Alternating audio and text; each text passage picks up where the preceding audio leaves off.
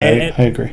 And one other thing, just today, I guess, Mark Rosewater tweeted that they're planning on doing half of their sets from now on, or half of their blocks are going to be new planes, and the other half are going to be returns.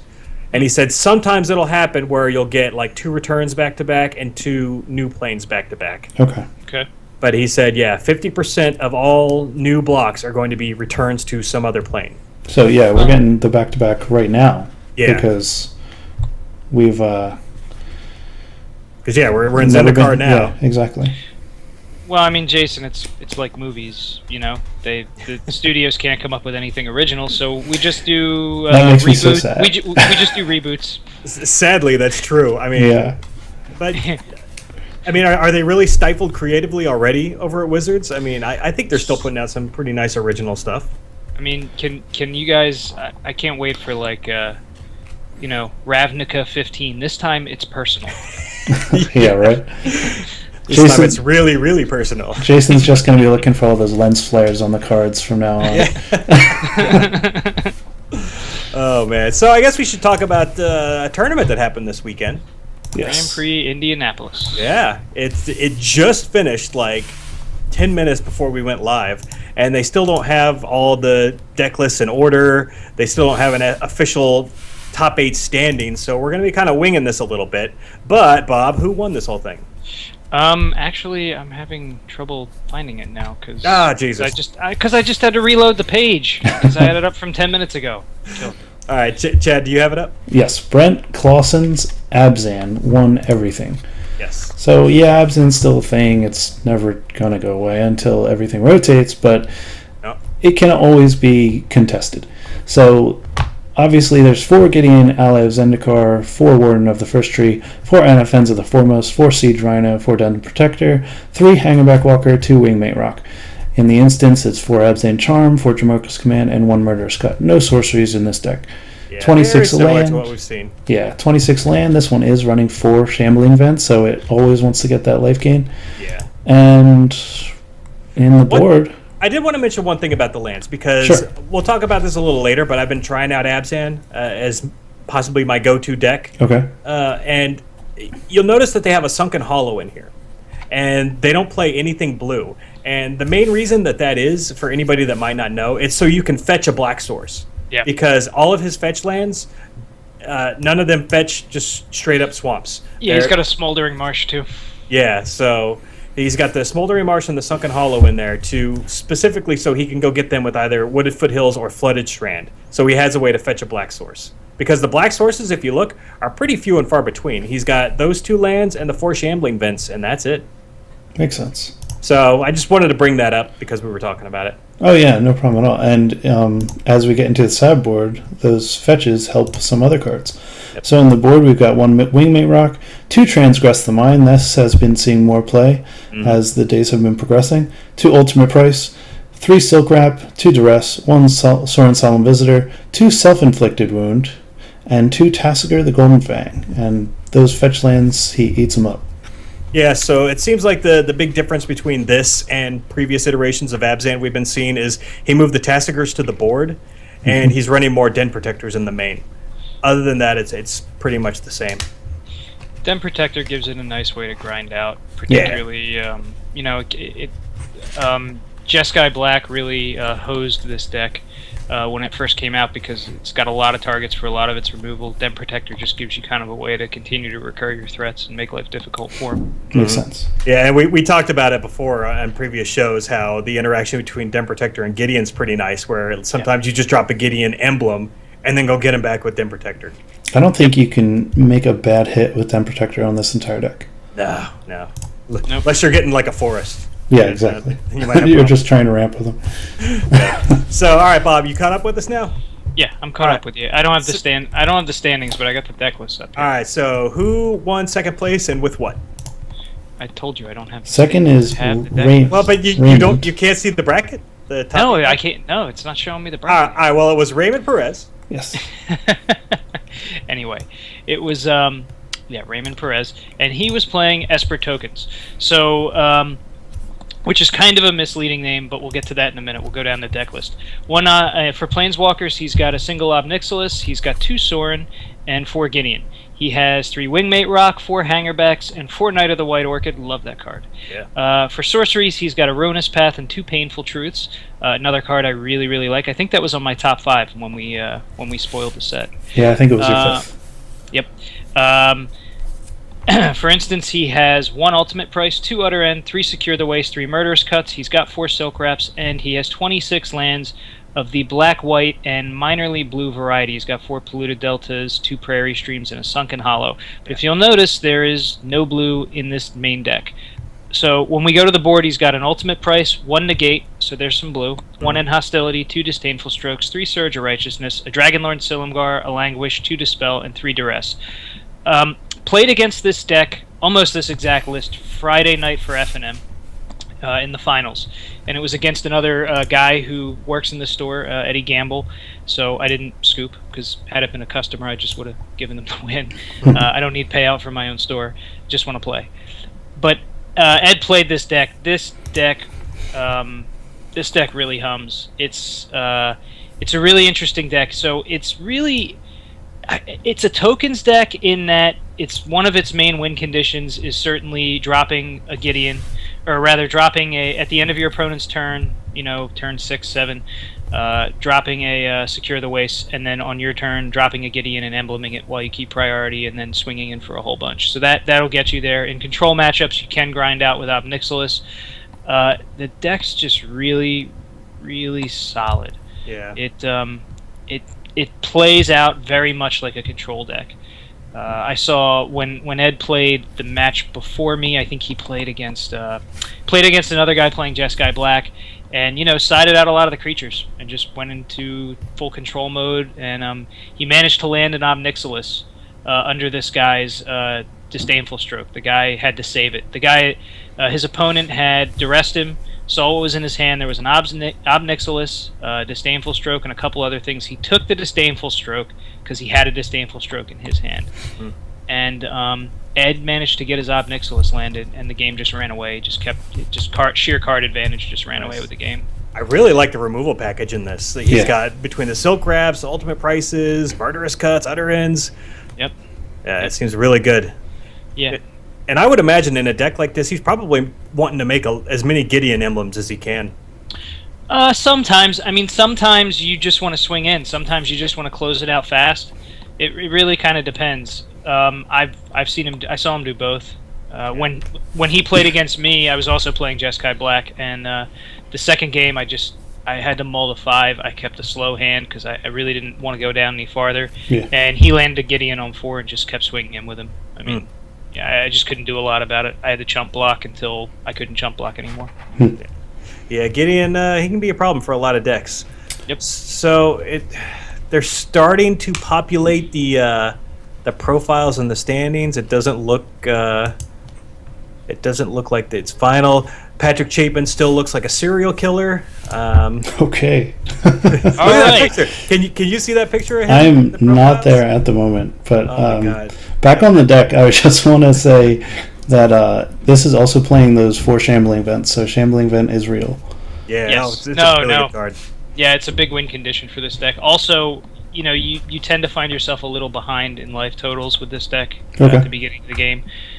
Or towards the middle end of the game. So Shambling Vent, once you've kind of taken care of the entire board, Shambling Vent helps to start you to recoup some of that. Nice. Yeah, a lot of people don't realize how good manlands really are until they play with them for a while. Mhm. But, yeah, they're just insane. All right, so let's find this Patrick Chapin. Yeah, picture. if you refresh, because they're still kind of building the whole top 8 coverage page for the Grand Prix, but if you refresh it right now, it's got the pictures of 7 of the guys. There he is. And yeah, that's Chapin and his "I'm gonna freaking kill you" look. He's grilling that camera. I know, man. He always looks like that, though. I don't know what it is. I'm so mad. You know what it is? He's just got all these decks floating around in his head. He's not even thinking about the camera. Well, That's what no, you know what it really is. It's he can't play Grixis Control, and he's been trying to push it as far as his articles go, but yeah, it's just not relevant at the moment. Now in the quarterfinals, one of the guys, or not the quarters, but the semifinals, we had Scott Kirkwood. Not sure what his final standing is going to be, but he was playing a red-green landfall. We talked about this deck before. It's just I guess, almost like a different variation of Atarka Red. It's the same general idea. You're putting a crap load of pressure on your opponent early, and you're either going to kill them with your creatures that are just getting a ton of landfall triggers, or you're just going to do the Splinter Twin, Become Immense, Temur Battle Rage combo. This deck really seems like the cleanest list I've seen of this so far. I mean, it gets rid of... It just looks like it got rid of a lot of the junk. Like, the McKindy Slide Runners are gone, which I never really kind of liked that card. Yeah. He's only got one Zergo Bell Striker, which in this deck, in this landfall deck, I think is all you really want. Yeah, how do you feel about 4 Den Protector? I think that's kind of new tech. I think it's great. It's got evasion. Yeah. Plus, it's got evasion, and then it can get you back your Temur Battle Rage or something to that effect. No, I mean the evasion is real. Very often you're just going to play it as a 2/1 and just hit in. Yeah, and I really like his sideboard. He's got some other interesting tech in here. I see a Yasova Dragon Claw. Yeah, that hasn't seen play in a long time. Yeah, one of my favorite cards in Standard still is Outpost Siege. He's got 3 of those. Yep. He's got a Sarkhan the Dragon Speaker, and then some other burn and removal spells. Well, I think people who play this style of deck are starting to realize that it's not Atarka Red. It's not as quick. It's a tick slower, and so you can kind of afford to go a little longer in your sideboard game. Outposts you can put a Sarkhan in there and you'll have the land. I mean, because it's playing, it's a landfall deck. It's playing 24. Yep. Nice. Really good. So keep an eye on this. I think this might be making a pretty big splash coming up. Next, we had Daniel Chan in the other semifinal loss. He was on, it's called Blue Abzan. Yes. Yep. Which, the deck, it's actually quite a bit different from the other Abzan lists, so we should probably go over this whole thing. Chad? Right. Sure. Chad, I think you're up, so go ahead. All right, I'll run the list. 3 Gideon, Ally of Zendikar. For creatures, we have 20, 4 Warden of the First Tree, 3 Heir of the Wilds, which was played in the old Abzan build, 3 Den Protector, 2 Wingmate Rock, 3 Anafens of the Foremost, 4 Siege Rhino, and 1 Pitiless Horde. We will come back. Yeah. Sorcery has 1 Planar Outburst. In Instance, it has 9, 3 Dromoka's Command, 3 Abzan Charm, 1 Dispel, 1 Murderer's Cut, and 1 Ultimate Price. So there's that blue for your Dispel. Yeah. And in enchantments, you have 2 Silk Wrap for more removal, 2 Shambling Vents, and 23 other lands, so 25 lands in total. For the Pitiless Horde that I was mentioning, it is 2 and a black, creature Orc Berserker. It's a rare from Dragons of Tarkir. At the beginning of your upkeep, you lose 2 life. It has dash for 2 black, and it is a 5/3. So not too bad if you're just dashing this guy through. I mean, a 5/3 for 3 isn't terrible.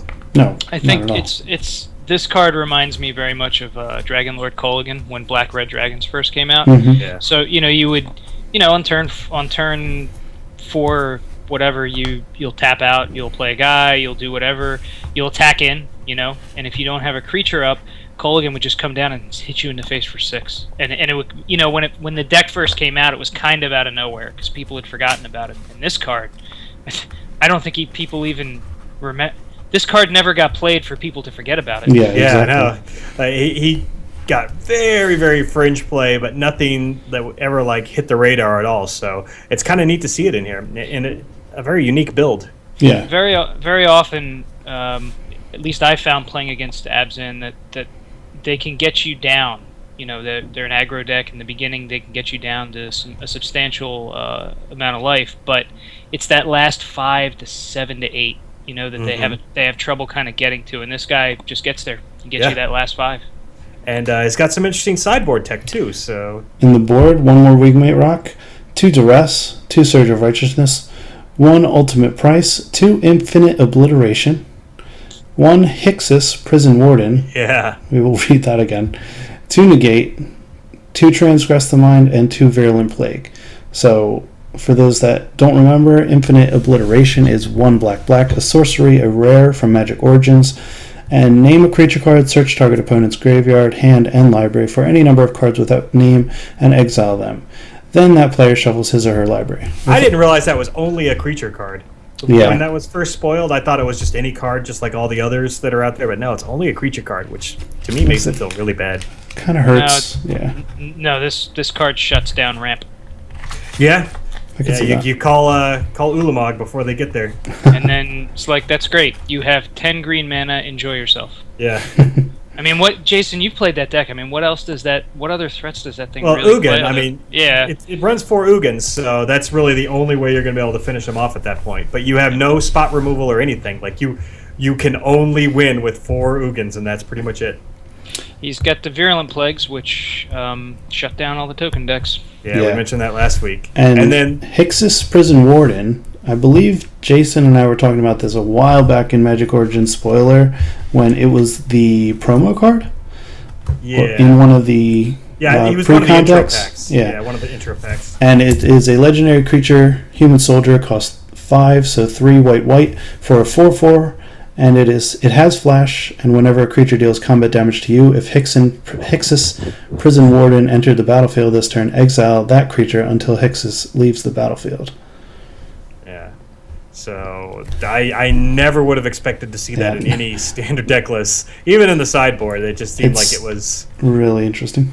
Yeah. I'm trying to think about what it's there for. Yeah. I'm trying to think of the matchups you could be thinking about. I mean, if you were gonna try and use it against like something that's indestructible, like an Ulamog, you just should put another infinite obliteration in the board. Yeah, but I mean the problem is that the creature still has to damage you Yeah. before he actually works, and that just seems really bad. And in a lot of the Yeah. early games, it's really bad because if Become Immense and Temur Battle Rage is still a thing, having getting hit by that is not something you want to happen.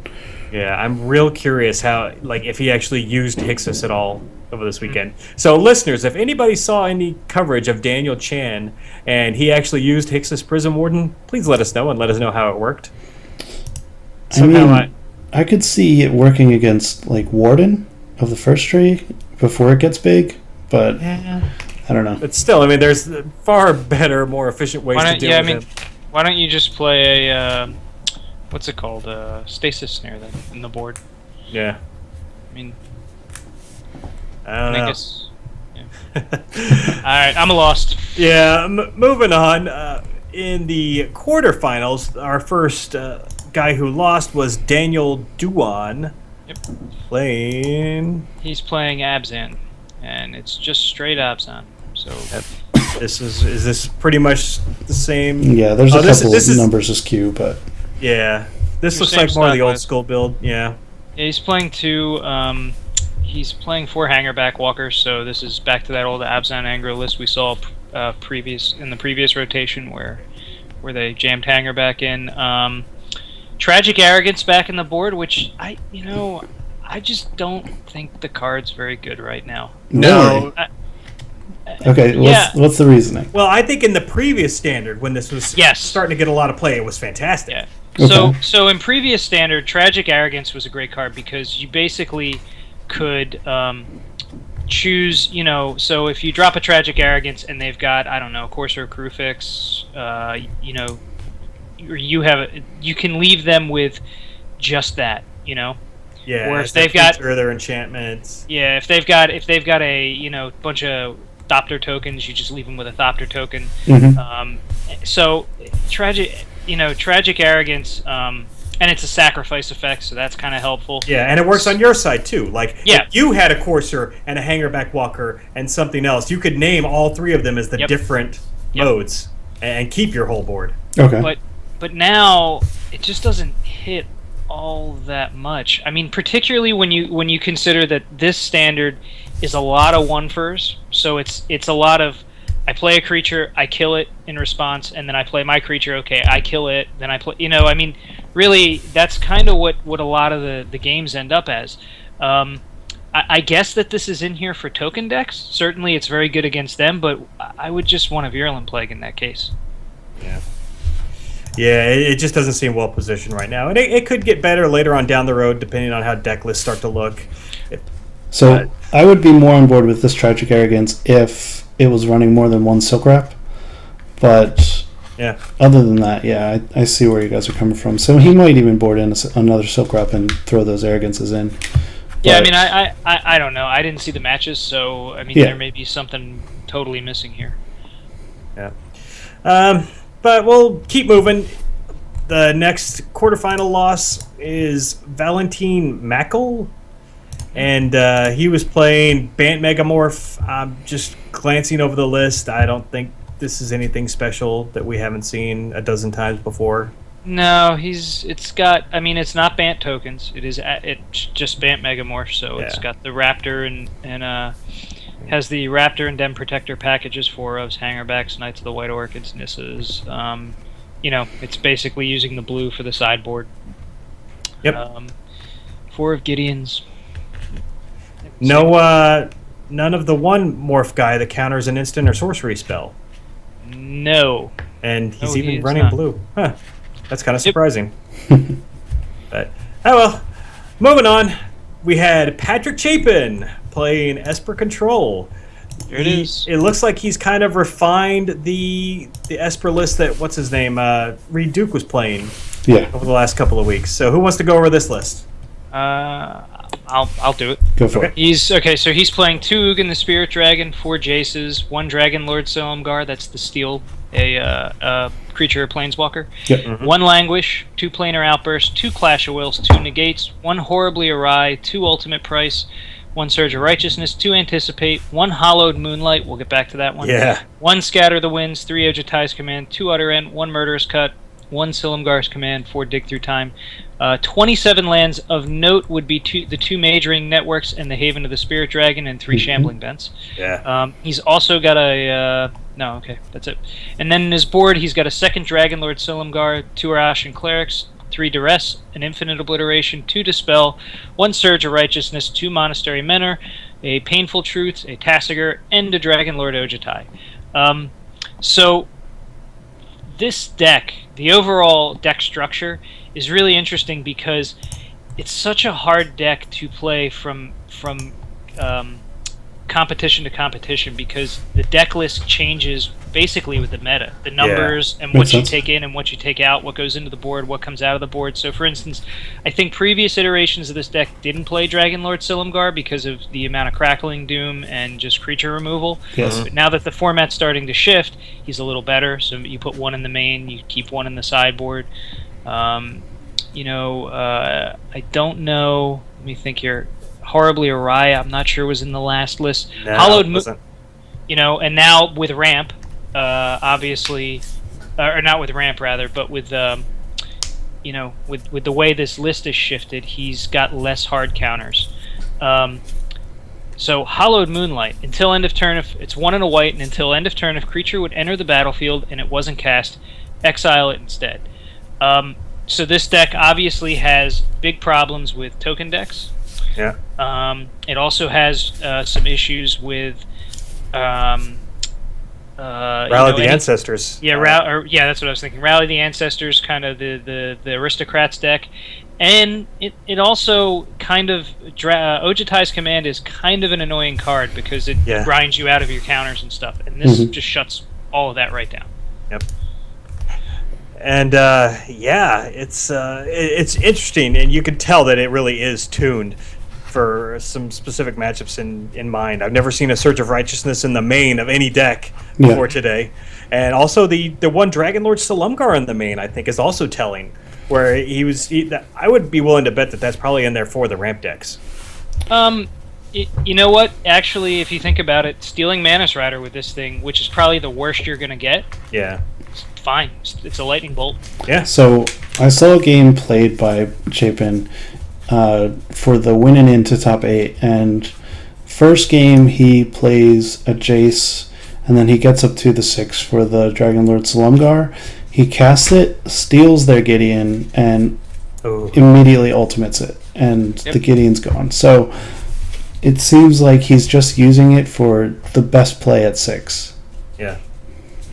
Yeah, it's very solid right now when people are trying to slam a lot of big stuff. It's got a lot of really good targets. Yeah. Clash of Wills is another really good card right now. Jason, you and I were talking about this earlier.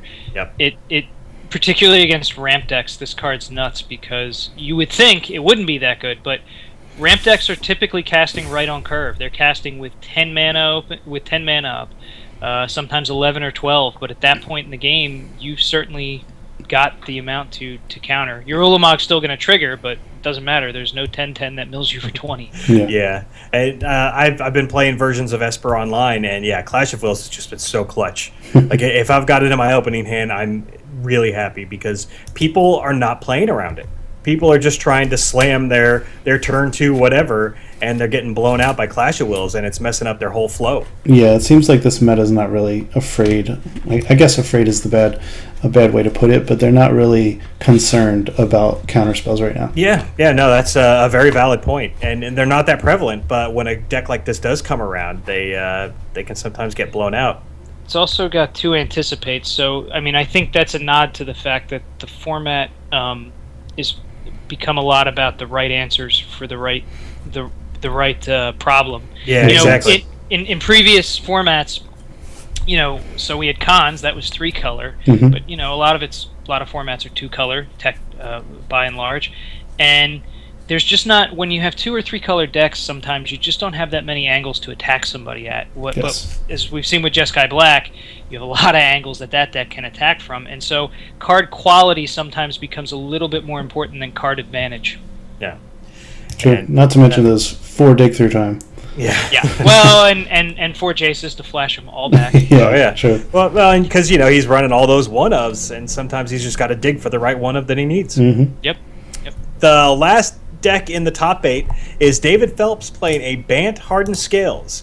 So Hardened Scales making a pretty big impact. I mean, it's always been kind of a fringe player. You see it more on the Star City circuit than you do in Grand Prix. But here it is making top 8, and the main reason why it's Bant instead of green-white is because he has splashed in 4 Stubborn Denial, which Smart. is disgusting. Stubborn Denial has always been a very solid card. It's just been in some kind of bad decks, like with Teamer before. But now it may have found the perfect home, and yeah, Hardened Scales is a real deck apparently. Yeah. Yeah. He's somebody want to run down this list, since I don't think we've seen this before in any of the top 8s we've gone over. All you, All right. Jason. Okay, so 4 Mana Gorger Hydra, 2 Abzan Falconer, which is great because he gives all your guys flying. 4 Avatar of the Resolute, 4 Hangerback Walker, 4 Dim Protector, 4 Servant of the Scale.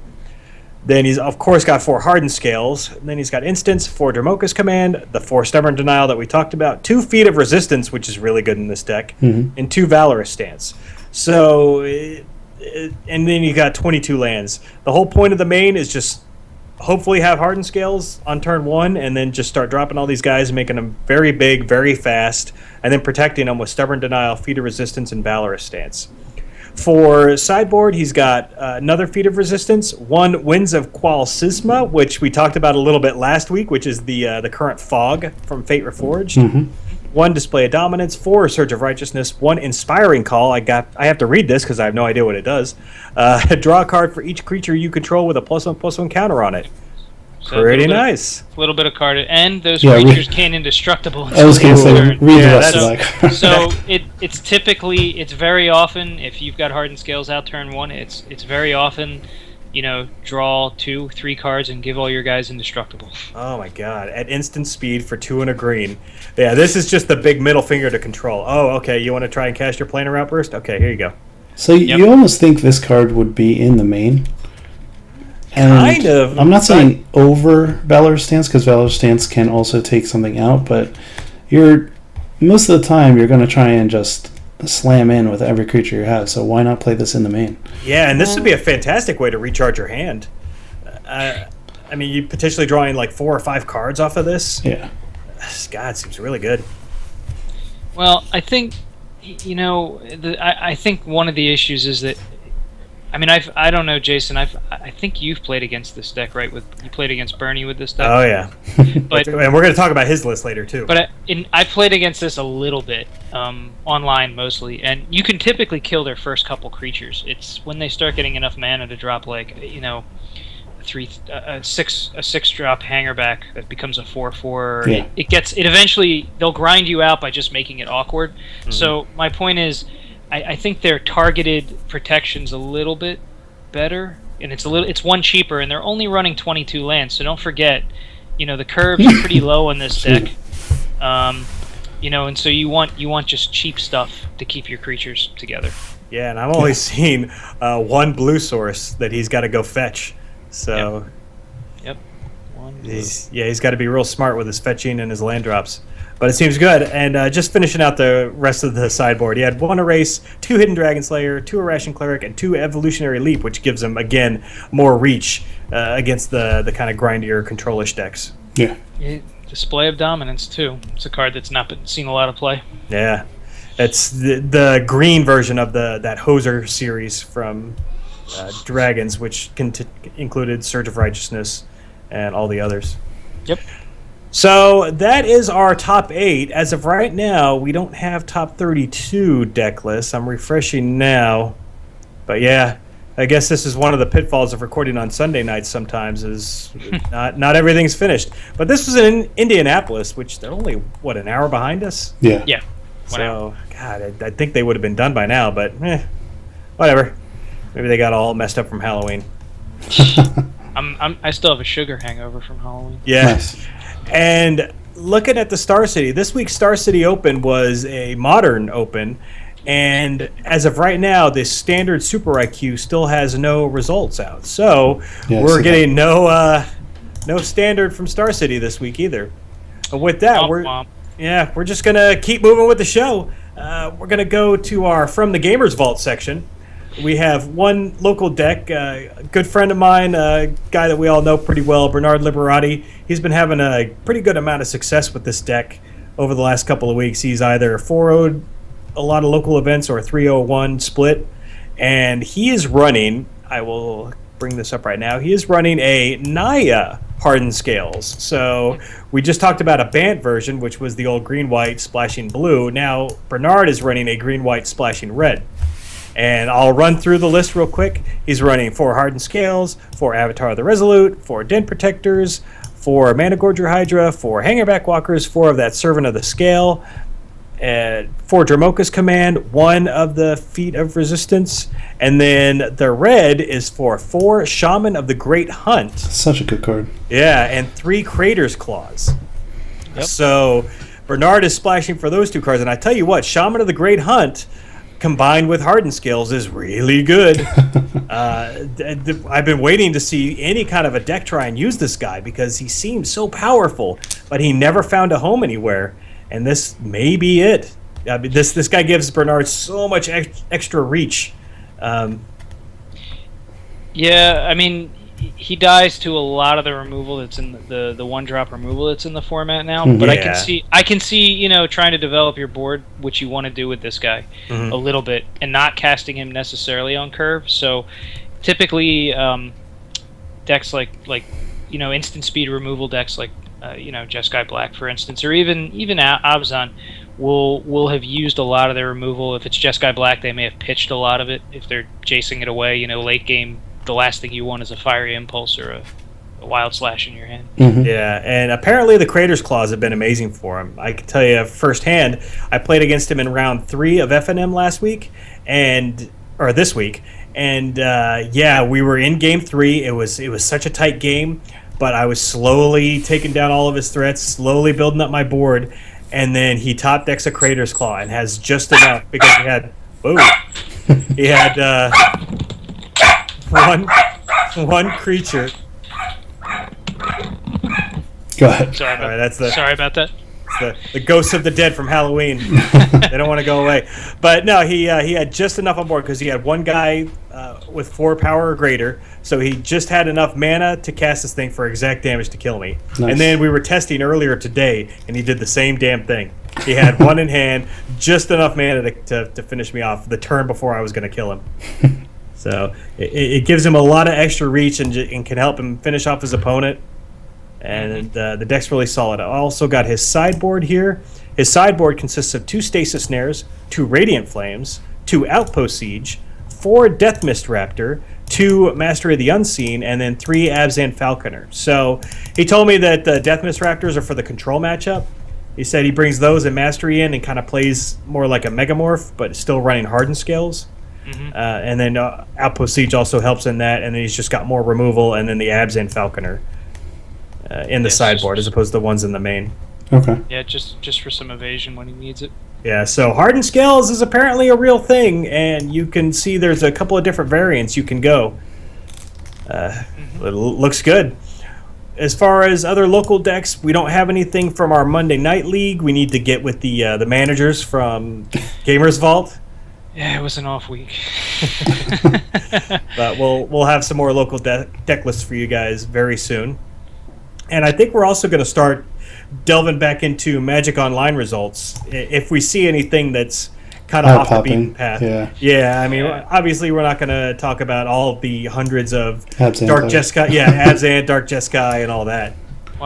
Wait. We don't want to talk about Dark Jeskai? Has anybody told you guys how awesome of a deck that is yet? You talk about it all the freaking time. I do. Oh, I don't think it's as much as you think it is. I think it's like every time I see Bob now, it's like, hey, did you hear Jeskai Black's good? Dark Jeskai? Well, I mean, look. Never mind. We'll get to that. I feel bad. I didn't do any homework for the show this week because we've been playtesting Modern down at the store so much for PTQ or for GP Pittsburgh that I've been remiss in my standard homework. Usually, I look at a lot of the MTGO deck lists because I'm always trying to see if there's something else I want to play or if there's something really interesting that came up, but I haven't taken a look lately. Yeah, and speaking of which, we've kind of gotten a legit play group together over at Gamers Vault. A handful of us are kind of trying to make a real run for GP Pittsburgh. Nice. So we've been kind of grinding at that quite a bit. Probably ground out over 200 recorded games of Modern. It's Yeah. Nice. I'm a little winded at this point. Yeah. I played a lot of Red Green Tron today, and I can tell you for sure Red Green Tron has a pretty good matchup against Jund, but it cannot beat Bring to Light Scape Shift. So, anyway, that's your Modern bit for this week. Getting back to Standard, we have some interesting bad beat stories, and I say that again because our bad beat stories are not just meant for us to complain about things that happen to us, but it's to help everybody learn lessons from things that have happened. Always. So, Chad, did you read Sean's story from the Facebook group today? Yeah, Sean Victor. Shout out Sean Victor. Thanks for always posting on the Facebook Higher Standards. And something interesting happened to him today.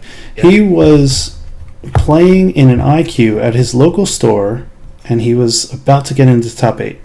And normally judges go around to the people that are doing well and do deck checks or deck checks. Deck checks, yes, deck checks. So he went and asked Sean for a deck check, and unfortunately, and again, we're just mentioning this so that everybody has an idea. Those that aren't on the Facebook page, if you're not, you should go.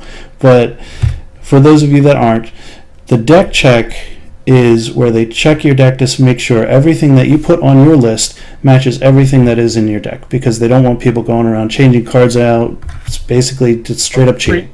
Pre-sideboarding. Exactly. Or something like, because they'll wait until you're about to present your deck to your opponent after you've shuffled up and everything, and then they'll come up before you start your match and be like, all right, deck check. So he had a deck check, and his deck happened to be in his commander box, which also had his commander cards and other cards he was considering for his sideboard. The unfortunate occurrence with that is that is against the rules to have any other cards other than your papered 75 in the box. Yep. And we had Travis from Aethercast. Yeah, correct? he's from Aethercast, yep, and he's a judge. He is a judge. He mentioned that the only things you are allowed in your container is your deck, your sideboard, tokens, dice, any promo you were issued at the event. Like, for instance, last year, Grizzlebrand was the promo? Yeah, well, he's still for another month. Okay. And a reasonable amount of notes you don't reference during your game, but you can reference in between rounds. So if you've written down things like how to sideboard against certain decks that you just want to reference here and there, those are the only things you can have. Unfortunately, Sean, and the sucks, man, you got a game loss, and thankfully it wasn't a match loss, but The judge next were time, threatening that. They Yeah. said that he could have gotten a match loss, which Travis kind of refuted. He thinks that that's that's not kosher. not the case. But anyway, But yeah, so unfortunate things happen, and obviously Sean learned, and he wanted to send it out to everybody so that they learn from their experience, and we're just putting it out there on his behalf for him. yeah, so just anybody who's just starting out into more competitive games, if you're going to a tournament where you have to submit a deck list, there's always a chance that you'll get a deck check. And you always want to keep all of your 75 cards far away from anything else, so you're not even giving the hint that you might be cheating. Yeah, even if you're playing totally legit, there are still certain rules that you have to abide by. while on that, after you sideboard, make sure you sideboard your cards back into your sideboard after the game, because if they do a deck check on you and you have any of your sideboard cards in your main switched out, that's also considered a game loss. Yep. I mean, I always when I go to an official event, I double sleeve, as I know Jason and Chad know. I always double sleeve my decks, Yeah. which makes commander shuffling awkward. Oh, But God. but you shuffle in two piles. It's tough.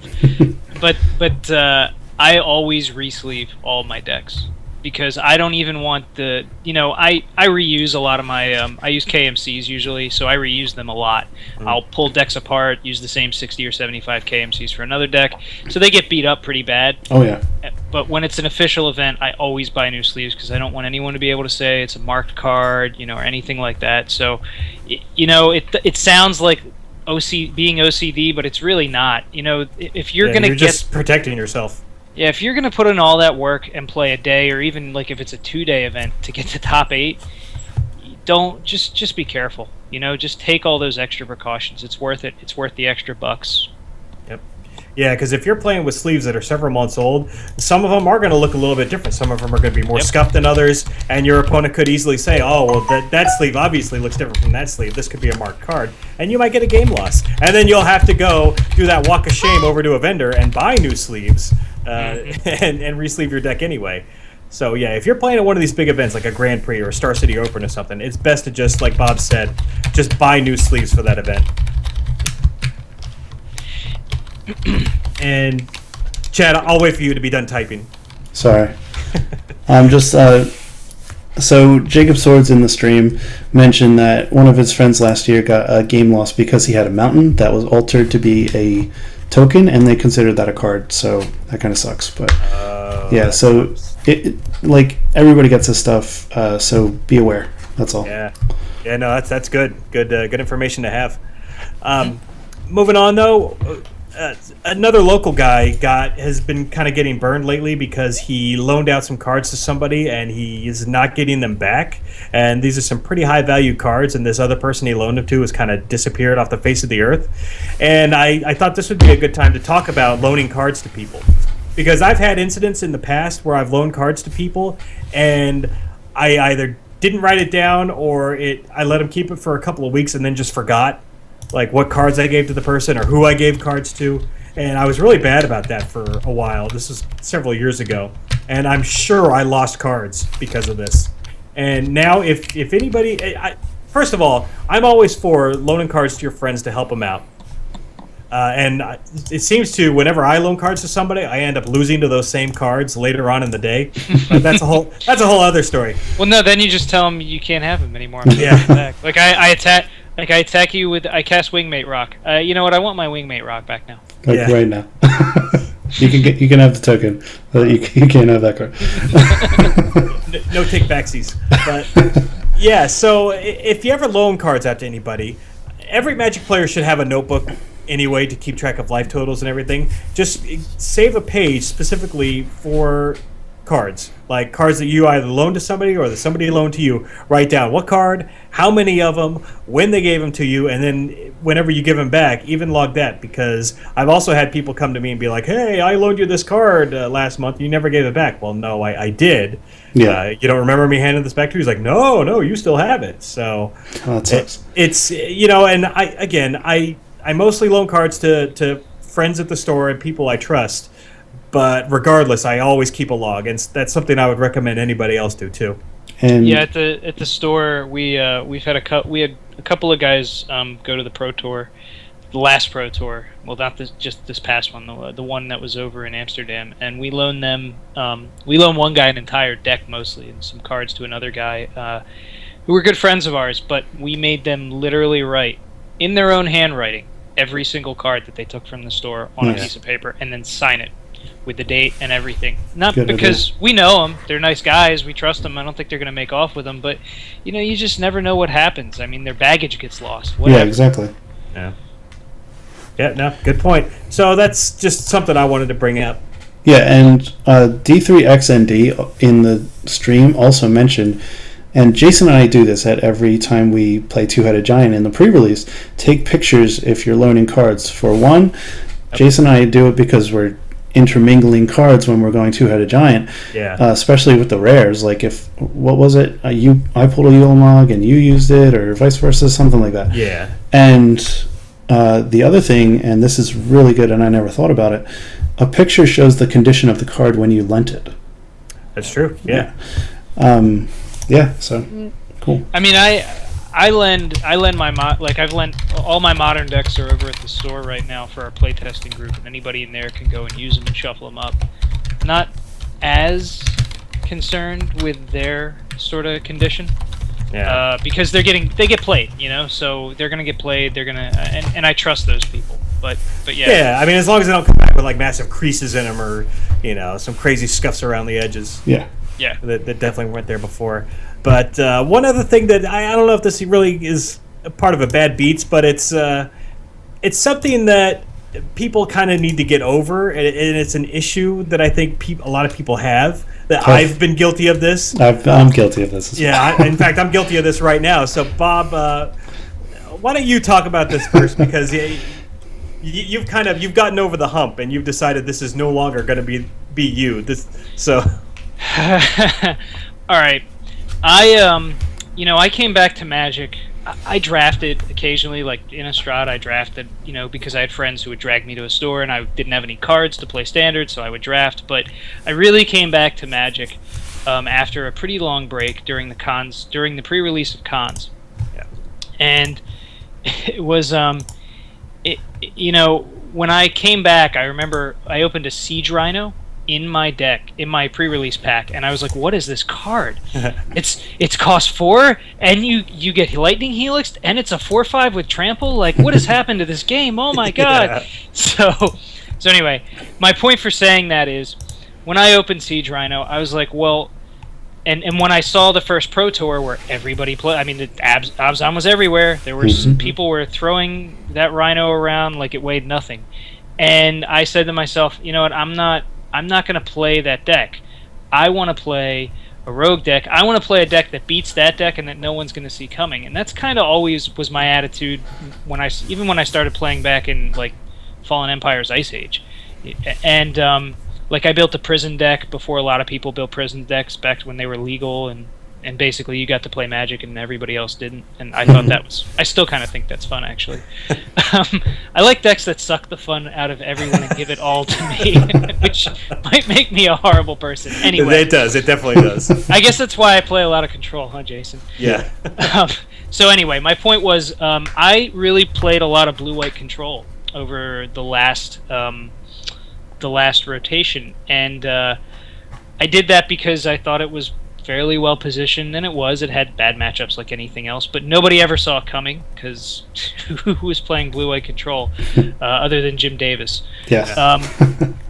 So I really didn't want to play Abzan. I didn't like it. I didn't like it, and I didn't like it because everyone else was playing it. And as I really thought about it over the last 5 to 6 months that it's been played, and you look at win percentages, at least this is mentally what happened to me. I said, I really got a lot of lumps and lost a lot of games that would have been solved with a 4/5 trampling Rhino that gave me 3 life and took 3 life from my opponent. I mean, it's a good card. Yeah. The bottom line was there's a reason a lot of people played this deck, because it's a good deck. It had a lot of good synergies. It played a lot of good value cards. I mean, so I'm not a pro, all right?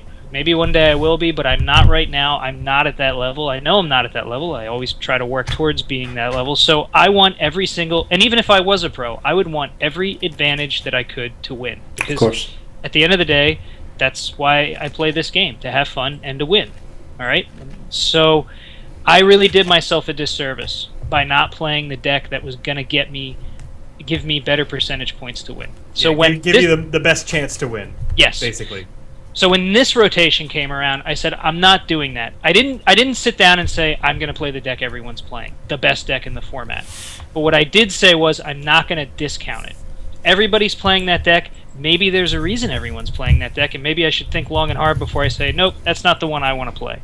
Yeah. So Jeskai Black came out, and when I originally saw it, I really didn't want to play it. I was on Abzan, actually, a lot. I was playing a lot of Abzan aggro. So I picked the deck up on Moto, and it really played like a control deck. Anybody who's played that deck a lot knows that a lot of times Manus Rider on curve is not what you want to do. Sometimes, you just want to run your opponent out of cards and kill everything, and then you play Manus Rider and you ride him to victory. So the deck really played towards a lot of my play style. And guess what? It's also one of the better decks in the format, and there's a reason for that. Yeah. And I can totally say that having this block or this rotation is a lot different from last rotation for me. I win a lot more games. I never am in a game where I just feel like there's no way I can win. I mean, typically there's always a chance. There's if I draw into a dig and then I dig, I can totally get there still. Jason and I were just jamming a couple games before we got on here, and they always came down to like one turn, right, Jason? Yeah, pretty much. So I guess my point is, I got over that hump mentally, and there's a reason that people play those decks, and it doesn't mean it's not just because everybody just glommed onto the best deck in the format. Well, that deck is one of the better decks for a reason, and you shouldn't discount it just because. Yeah, and I've been guilty of that also in the past. In fact, I know I've said on this show multiple times that I don't want to be playing the same deck that everybody else in the room is playing. But I'm also slowly starting to come around. I finally ditched my green-white Eldrazi deck. I was riding that for several weeks. I was having some success with it in the beginning, but once the format started to take shape, my matchups got really bad. And I finally decided after FNM this week that I was going to give it up and try and play something a little more legit. So I've sleeved up both the Abzan, just the straight-up normal Abzan deck, and also the green-red Eldrazi ramp deck. So I'm not giving up on the Eldrazi just yet, because it is still a lot of fun to just ramp into a big creature and try and kill your opponent with it. But I'm actually enjoying the Abzan a lot more, even though it's like I've always called like a sellout deck. It's good. It's just so solid, just like the Dark Jeskai. It's just got so many good, solid, quality cards. Yes. Why wouldn't you play them? I mean, I can tell you from playing against Abzan. Even though it hasn't put up great results in tournaments lately, so it won the Pro Tour and it top-8'd, or it won, the last GP. But I mean, if you look at the overall results it's put up, they haven't been amazing. Yeah. But the thing about Abzan is playing against it, even when like I had you run out of cards that one game, Jason, it's like there's like 4 cards in that deck he can just top deck that just set me back again. Yeah. So and that's what decks like that will do for you. Yeah. So I guess I haven't quite decided, and we can kind of use that as a way to transition to the what we've been playing segment. And like I said, I'm trying out both the green-red Eldrazi ramp deck and this Abzan.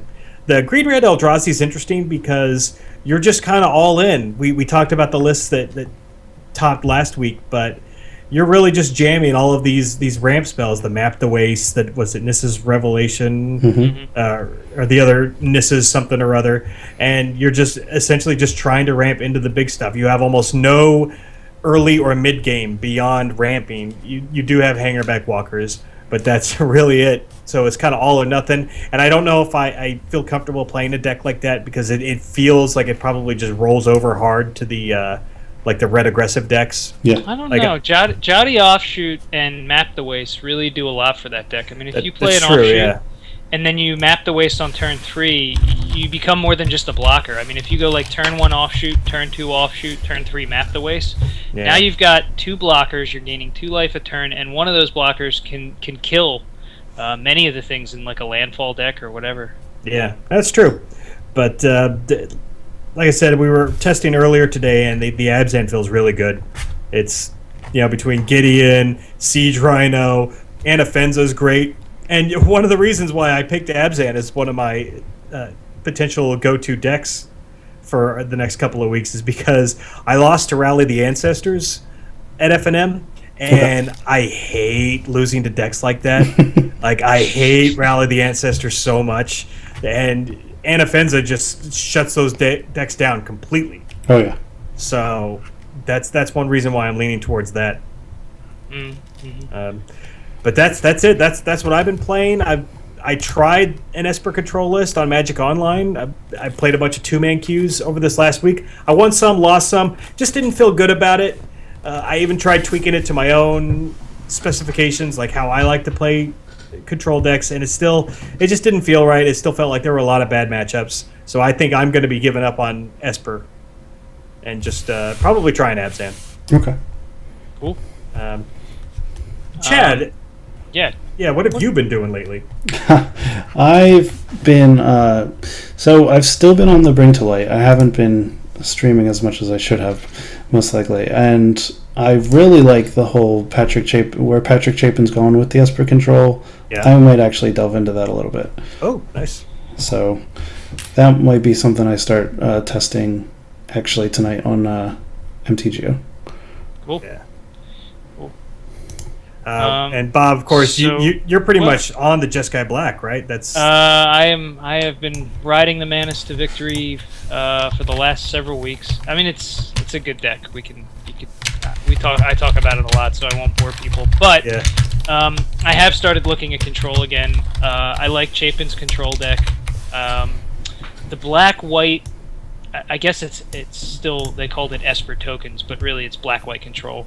That deck looks really, really interesting. I tried a version of that early on in the format, and I put Jaces into it because a lot of the removal was sorcery speed. Yeah.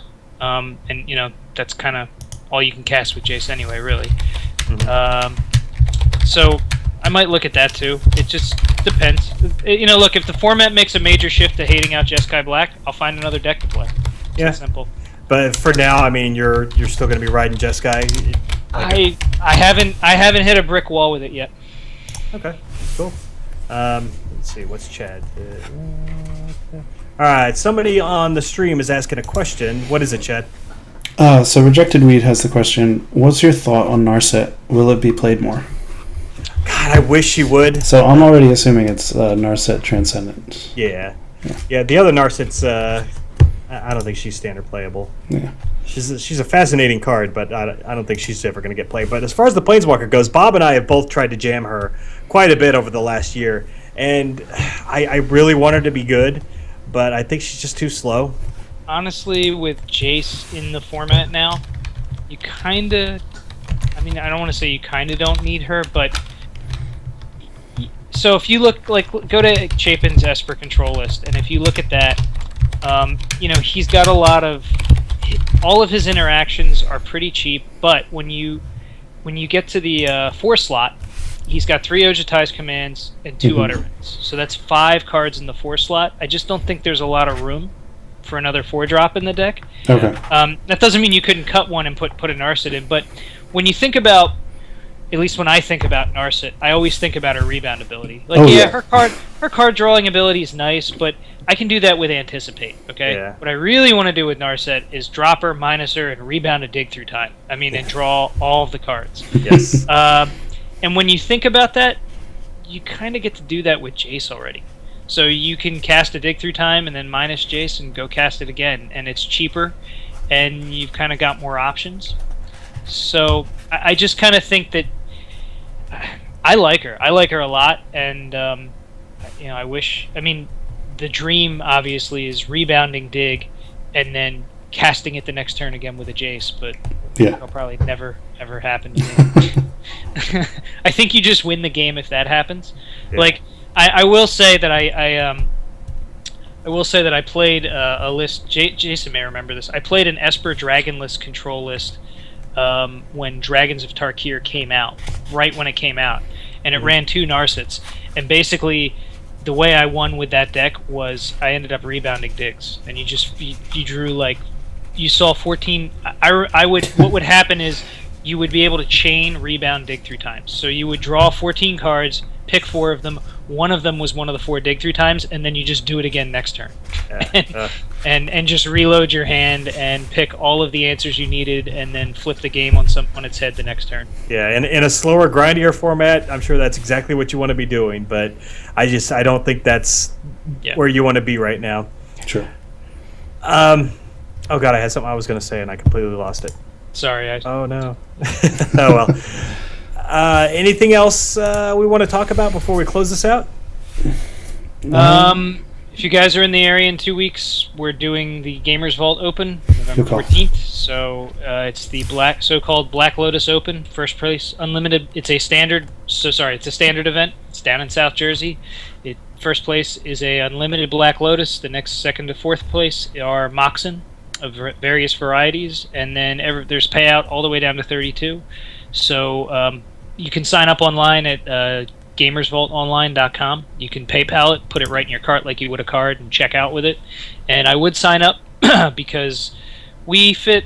I think we're capping it at 200 players, and the store will fit well over 200. But I think we're going to cap it at that. And I know that we've already got 50 or 60 signups, and there's still 2 weeks to go. So, and you tend to see the floodgates open, of course, like everything else in this world, 2 days before the event actually happens. And we've got a lot of big events coming up here locally. Next weekend, the Star City Open is right in our backyard here in Philadelphia. Yeah. So I'll be going to that for sure. So I'll be playing in the Standard Open, and the week after we have the Black Lotus Open over at Gamers Vault, and then the week after that, a majority of us are going out to GP Pittsburgh. I know Bob and I will be there, a bunch of other local guys. Chad, I'm sure, is gonna punk out on us as normal. Oh damn! Calling you out. I know. Do you even know what a modern deck looks like, Chad? No, believe me, I do not. I've heard of something called Splinter Twin, and I think I've seen the card. It's red or something, but it's not that great. It only makes 1 million guys. And then the week after that is Star City North Jersey. So I think that one's a legacy format though. But I'm probably still going to go, if nothing else, for the standard IQ. Yeah. I'll be going in, or I'm hoping to go, probably playing turn 1 Glistener Elves. So that's right. That's right. I am a monster. Nice. Evil! The amount of people that slump in their chair when you play, like, Forest turn 1 Glistener Elf is just, or rather, Tropical Island turn 1 Glistener Elf is just. They just go, Here we they're go. like, oh, you play that deck. Yeah. It's like I said last week. I'd much rather play against Boggles than Infect. So That hurts. I mean, really, that hurt me to my core. That might almost be a compliment if you think about it, because your deck is just that much more degenerate than Boggles, even in Modern. It's a fair deck, Jason. I don't want to hear it. Yeah. Okay. Well, nothing's fair in Legacy, so we're not even going to talk about that. No. But anyway, for all the listeners, if you're going to be at either the Star City Open in Philly next weekend, the Gamers Vault Open, which please come out, the GP Pittsburgh, or the Star City Jersey, I'm going to be there at all 4 of those events. I know Bob's going to be there for at least 2 or 3 of them. Mm-hmm. So come find us. Look for us in the pairings, and come say hi. I'd love to meet and interact with any listeners we got out there. Yeah, if you just come up and say hello to us, and if we're not doing anything and you want to jam some side games, I know I'm always up for that kind of stuff. And if you want to talk crap about Bob, just pull me aside and be like, "Yo, man, where did you guys find this guy?" I mean. Is it any wonder that we should look? Can we look at our subscriber numbers after this? I just want to see if they've gone up over the last couple of weeks. Not that there's any correlation with anything else that's happened on this podcast. I just think it would be interesting to see. You know what I mean? Could be. Bob has brought a legitimacy and some, well-spokenness to the show, where before it was, the rest of us just kind of slogging along. Yeah. But now we have structure and, I don't know that I did that. Sure. You know what? I'll take Just it. take I'll it, take yeah. all the credit. Yeah, I'll take all the credit. Yeah. All right. Well, with that, I guess that's it. I'm sorry we couldn't bring you the Star City results because they don't guys. seem to want to post them. And yeah, GP Indy, they still have yet to post the top 32 list. So that's all we got. But just keep an eye out, and we'll be coming to you on Monday of next week. Correct. So And remember, as always, guys, if you want to jam some games on MTGO, I'm MacNaughton9. So just shoot me a message, tell me you're a fan of the podcast, and I'm happy to jam any format that you want other than Vintage. I'm still working on my deck for that. And as always, I'm JC Roscom on Magic Online, and I'm at Roscom76 on Twitter. I need more Twitter followers, guys. So just get on Twitter, even if you don't use it that often. Get on there and follow me. Yeah, because, make Jason be the Twitter guy. yeah, because I've been stuck at like just under 100 followers for a long time, and I feel inadequate. I feel like, nobody loves me. So come on to Twitter and show me some love. He wants those Wait, triple didn't- digits. Wasn't there a pro that followed you on Twitter after you wrote an article once? Yeah, he didn't follow me. He just had some. He had He some unfollowed. choice words. He had some choice words to say to me on Twitter. Oh, that's not the same as following. I'm not a Twitter guy. No. Yeah, Like- and like- for Wasn't me, like hashtag Jason Awesome Guy. No. and for me, if you want to look me up on my MTGO, my alias was always the same until somebody takes it. Hopefully, I'm not giving that out to anybody. But DR4G3N. Find me on MTGO, Twitter, Twitch, all that stuff. Can you spell that again? I'm trying to take your alias right now. With that, thanks everybody for listening. We'll be back next week for episode 48. And remember, every 5 episodes, we do a lot of listener feedback on Twitch. So we answer a lot of questions. So stay tuned for episode 50. With that, thanks everybody. Have a good night. Good night, guys. See ya. We'll be back. Tell me when you stopped it. It's off. Cool. So that was 47. Yeah, so 3 more episodes. Hey guys, everybody on Twitch, thanks for stopping by. We did much a appreciated. live recording. So each week we're going to do a live recording. Next one is Monday at 8 o'clock. If you are not already on the Facebook group, it is, let me just pull it up, Higher Standards. Guys, I have to go away for 1 second. Stick around. I want to talk to you before Sure. we all log off. Look it up. He's gonna berate us. He's got to take a shit. All right, so yeah, Higher Standards closed group. Jason and I are the moderators, and we will automatically, well, not automatically, but instantaneously invite you as soon as we see that there's a new member request. And again, for the guys that followed on the Twitch channel, just thanks a lot. Tell your friends if they're into Magic, if they're into Standard. This is what we try and do every day. Improve everybody's games, destroy your ears, and just have fun. Yeah. So I will be back on momentarily, and thanks for stopping by on the Twitch channel.